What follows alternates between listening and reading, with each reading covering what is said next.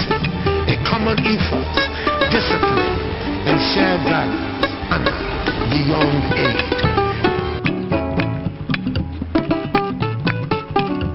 Come to the issues with me, Irbard Ibrahim. Throughout this week, there's been so much talk about a proposed $50 billion century bond that has been floated by His Excellency the President of the Republic of Ghana, Nana Addo Dankwa Akufo-Addo. He's still in China, and there has been a lot of interpretation and analysis as to what that means for the economy of the Republic of Ghana. Today we look at the merits and demerits of such a robust economic move by His Excellency the President. And to help us with the discussion, we are in competent hands and competent company.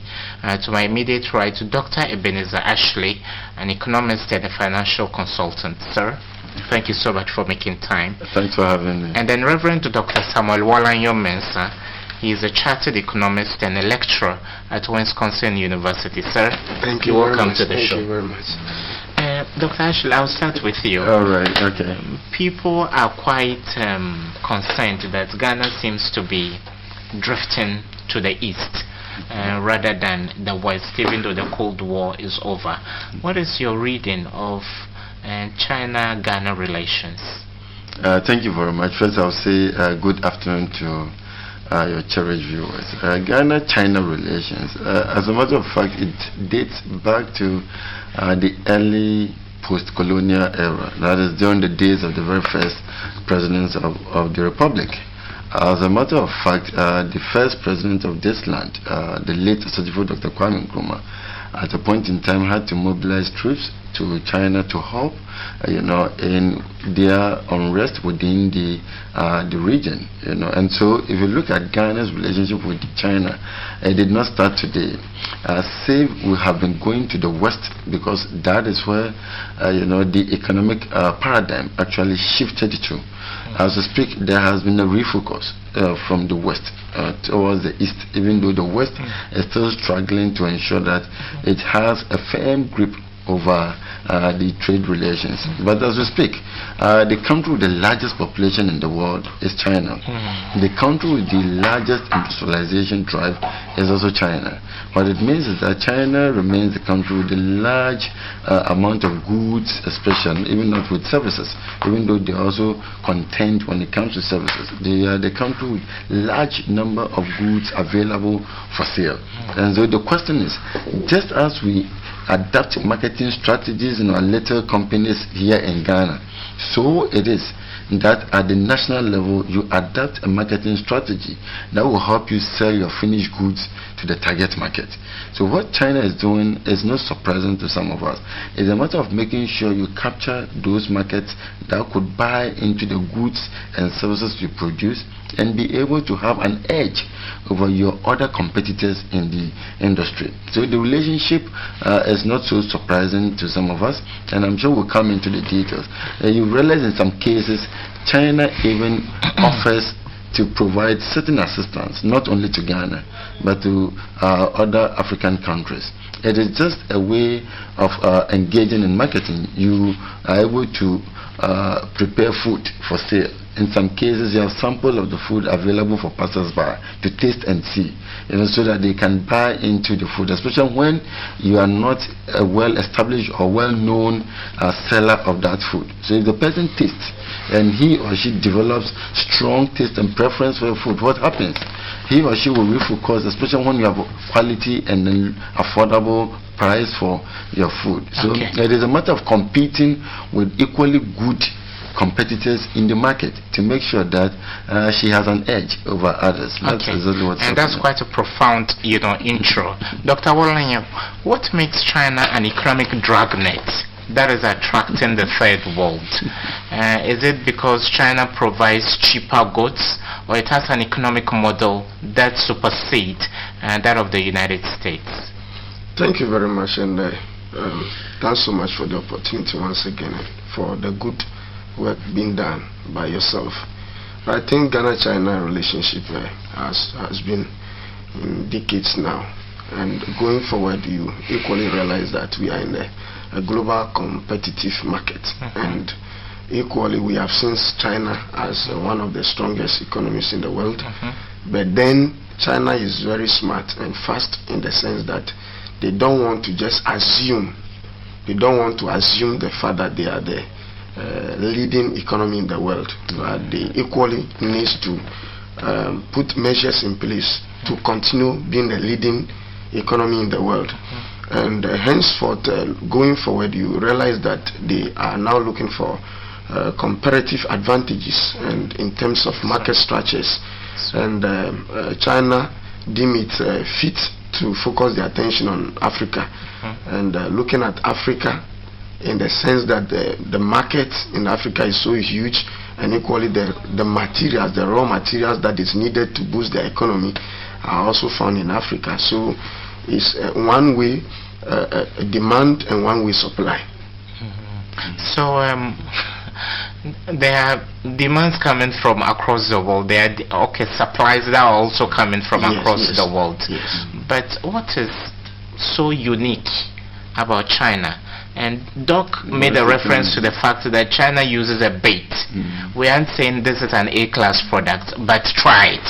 After you've tried it, you become enticed to want to go a second time to patronize it. Is it doing better at the economic game than the UK, for example, whose quantum of trade with Africa continues to diminish with the passing decades? Thank you very much. I think for you to be able to produce and supply, you equally need to study the market and you know what demands are.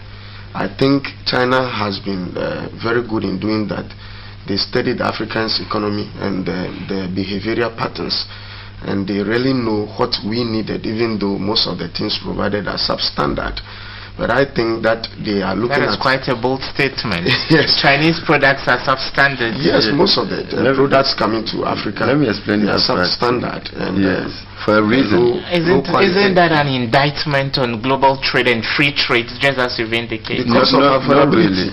There you go. It is a marketing strategy. It exists everywhere. You look at the target market, and then look at the economic strength of the target market. On the basis of that, you determine the quality of the end product that you would manufacture and make available in that particular market.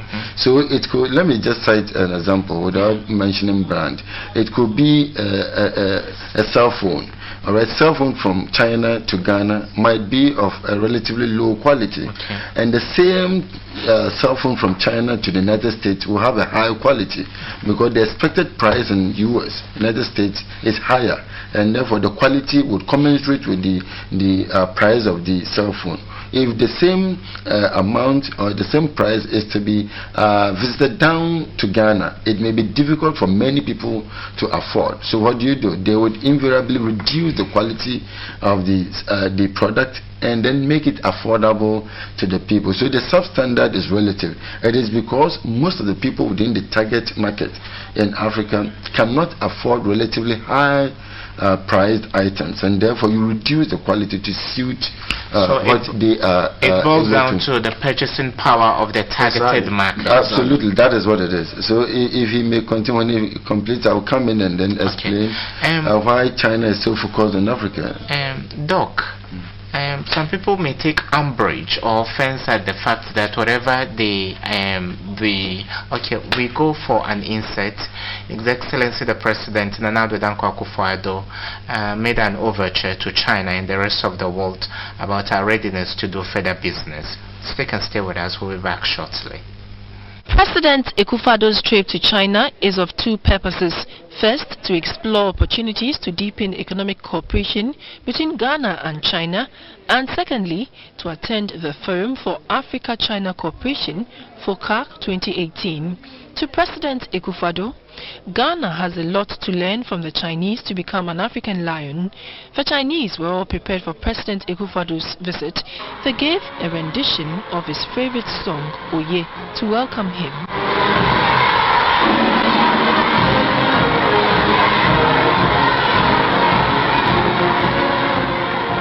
The two two presidents witnessed the signing of 8 agreements that define the ambit of Chinese cooperation with Ghana. Principal amongst them was the $2 billion Sino-Shore Framework Agreement, which will enable Sino Hydro Corporation, a subsidiary of Power China, to finance and participate in major infrastructure projects. The Chinese government is to embark on the construction of 1,000 boreholes across parts of Ghana, which will help in ensuring access to potable water. The Chinese president also assured Ghana of China's commitment to financing the construction of the Jamestown Fishing Port Complex, the expansion of the Cape Coast Sports Stadium, the commencement of the Phase 2 expansion project of the University of Health and Allied Sciences in Ho, and the construction of a new cocoa processing facility in line with President Akufo-Addo's vision of adding value to Ghana's raw materials. President Akufo-Addo also used the platform to ask the Chinese government to intensify its investments in Ghana while boosting their already cordial relations. Ghana has been, indeed, ever since the early days of diplomatic relations between us, a very, very firm friend of China. Indeed, was my predecessor after the relationship was established by President Nkrumah with Mao Zedong and Premier Chou En-lai. Was my predecessor as president, MPP President John Kufuor, who voted the famous historic vote for China's admission into the Security Council. And since then, we have been a very firm advocate of the One China policy. We've never deviated, and we continue to be a strong, strong supporter of the One China policy. The cooperation between our two countries has been excellent. And for the last 3 years, China is now, in fact, the largest trading partner of Ghana. We've displaced our old colonial associations in terms of economic cooperation and development. And we're very grateful for this kind of events. In fact, we're looking to intensify and deepen that cooperation. The Chinese president endorsed President Akufo-Addo's vision of Ghana Beyond Aid, urging him to be resolute in realizing this vision not only for Ghana but also for the entire African continent. Roundtable meeting of presidents and heads of state at the 3rd summit of the Forum on China-Africa Cooperation (FOCAC) in Beijing, China, afforded the African leaders the chance to explain what they are doing to improve their various economies. With China being the largest trading partner to Ghana and majority of countries in Africa, President Akufo-Addo noted that the continent is grateful for China's support to the African people. He said Ghana is inspired by the Chinese model, which has lifted many people out of poverty. President Akufo-Addo also drew attention to the fact that Ghana is implementing an industrialization policy of one district, one factory, something similar to the Chinese economic model. Another similar economic strategy in Ghana is a program called Planting for Food and Jobs, which comes with an increase in agricultural productivity. With the World Bank projecting that 6 of the world's 10 fastest growing economies this year are in Africa, of which Ghana is one, President Akufo-Addo indicated the continent is rich in natural resources and also in possession of nearly 30% of the Earth's remaining mineral resources. He remarked that China and Africa recognize that a win-win situation for their respective peoples is a desired outcome. President Akufo-Addo told his colleague president that he is determined to ensure that this new era of Ghana-China and Africa-China relations will reaffirm the principles of solidarity, mutual trust and respect, which have anchored those relations and would help Africa deliver progress and prosperity for all.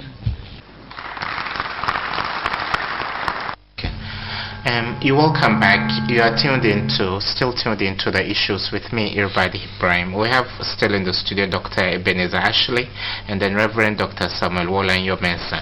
And we broke up on an interesting note of substandard or not substandard. Yes. But where from this latter-day appetite to engage Africa from China?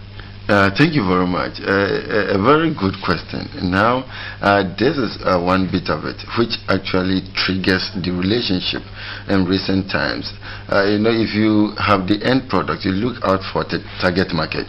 Now, as we speak, if you look at the world's first 30 youngest countries, out of the 30, 28 are from Africa. The other 2 are Afghanistan and East Timor. So if you look at it, the world's median age as we speak is 29 years, 6 months. Now Niger has a median age of 14 years, 8 months. So Niger has exactly half the world's median age. And so the world's youngest country or population in the world is Niger now. Second is Uganda with 19 years. Chad comes in third.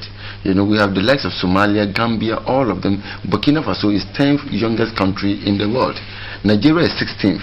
Ghana doesn't come within the first 30. Madagascar is the 30th youngest population in the world. Yes. So if you look at this, the fact that the first 30, only those who come in at number 14, Afghanistan, and then East Timor around number 23. The rest are all African countries.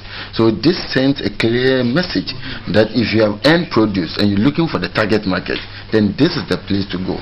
Not only that, China has the aging population now, and therefore if you should establish your factories within the African countries, you are assured of a long labor serving in your company. You could have people who could serve for over 30 years before going on retirement, especially if the median age is about 20 years. Yes, so this is the reason why China is so focused on Africa. And fortunately, as Reverend mentioned earlier, with the behavioral factors, you see, China shares many common cultural features and characteristics with African countries, and it makes it easier for them to adapt to the environment when they come in.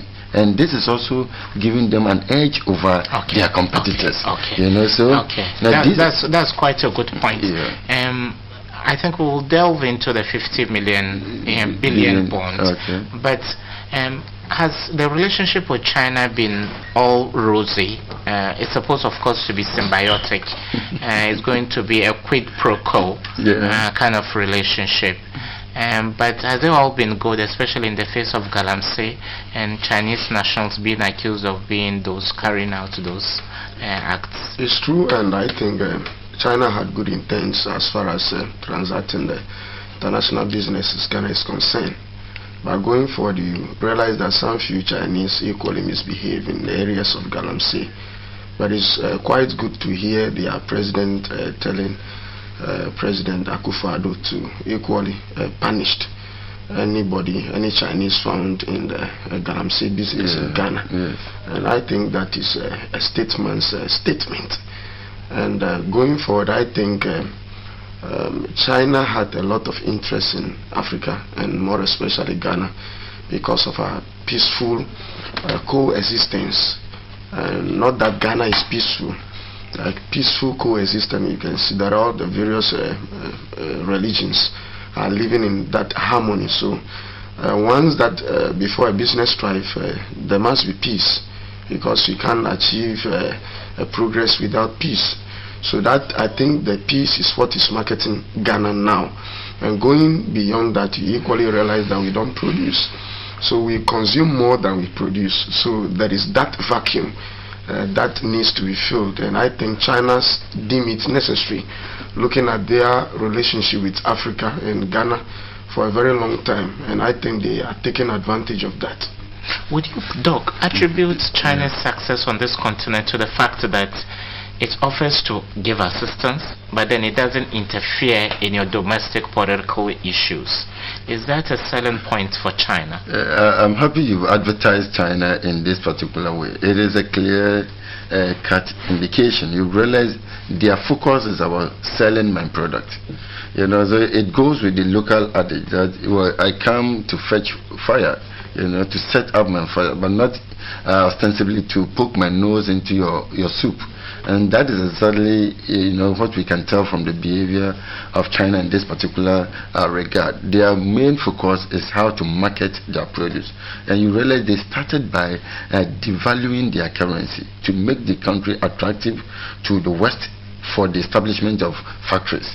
And after that, they have the goods, and they're now looking for the market for the goods, and that is actually working out effectively. You asked about the relationship. As we speak, Ghana's largest trading partner for the past 3 years is China, In 2016, the trade between the two countries was estimated at about $5.976 billion.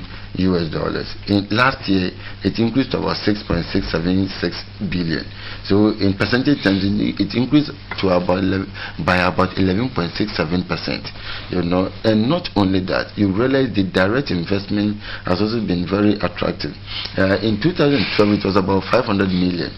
Last year, it reduced to about $123 million in terms of foreign direct investment from China. But I wouldn't say it has reduced. There are some factories or businesses that when you establish, it may take a while for a new one to be introduced. So I call these add-ons to the existing ones. Now you talked about quid pro quo, which should in a way strike somewhat a balance between the amount, the figures we've mentioned. If last year's trade, for example, was about $6.676 billion, then Ghana's share of the trade should be hovering close to $3 billion. But that wasn't the case. And this is invariably because we still remain an import-led economy.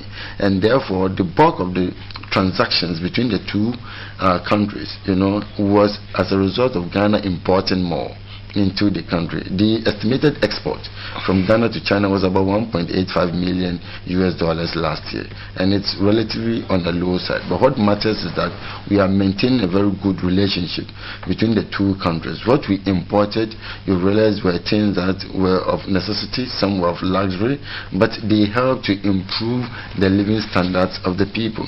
But they are not only trading, they are also finding nice way, let me put it mildly, of giving back part of the profits to the Ghanaian society. I also speak. Last year, for example, if you look at the University of Health and Allied Sciences at Ho, the Chinese government provided about $60 million to support the phase 2 of the project. And about $50 million has also been made available to commence the fishing port at Jamestown here in Accra.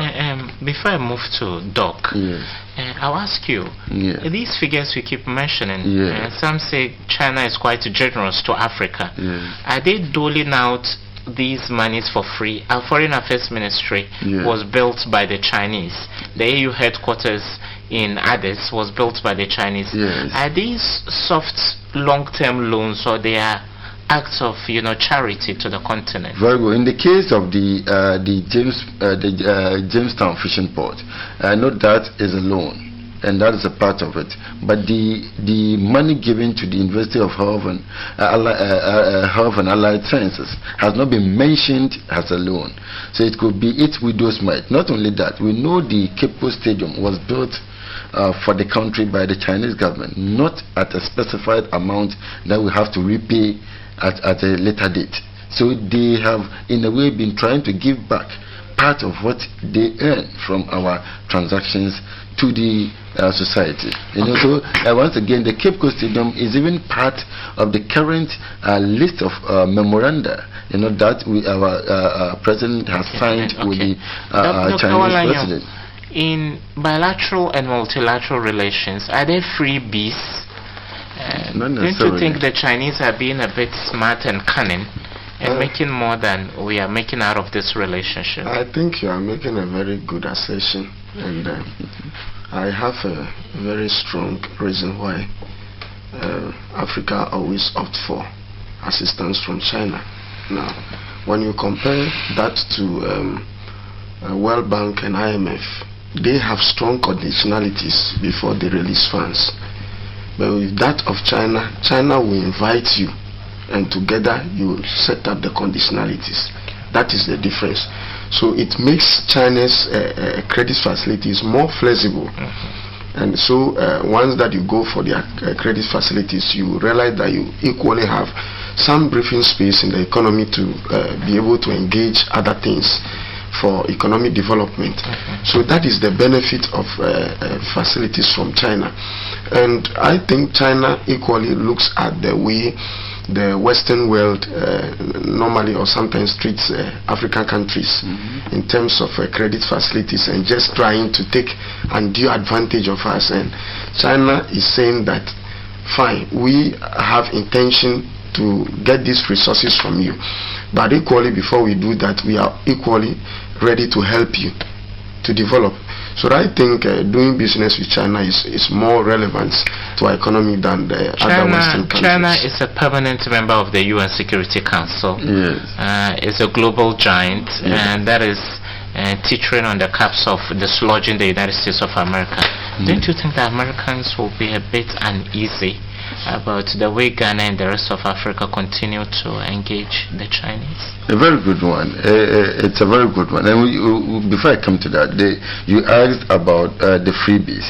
Obviously, what China is offering is not indirectly for free. But as I've mentioned, you could liken it to our small marketing strategies in our country here, by the companies. That's exactly what is happening at the national or global level. China has goods or services to sell. But then before coming in, she has to assess and then find out how to penetrate the market.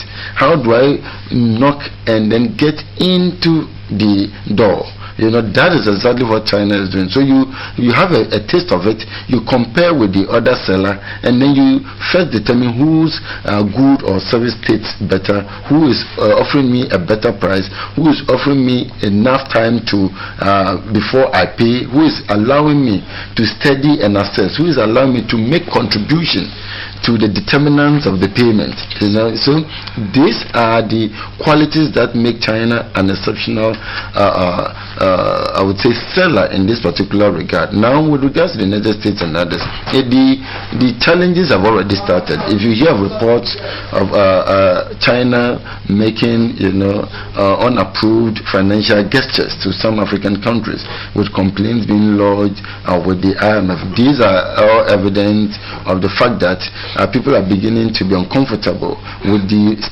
rate at which China is penetrating the African market. As I've mentioned, China has more common cultural features with Africa, invariably than the rest of the West, and therefore it is easier for her to come in and adapt to the environment, and that is working to her advantage. Now, with regards to China's becoming an economic superpower, this has been bemoaned in the United States. Even in the last 5-6 years, it has already been predicted that in the next 5 to 10 years, China would overtake United States as the leading economy in the world.